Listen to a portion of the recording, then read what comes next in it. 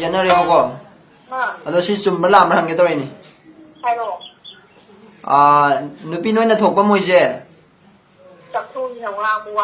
하이 겁나 고마워해 누비나 독바 뭐이제 막건 독디 예시 좀 말라 그러봐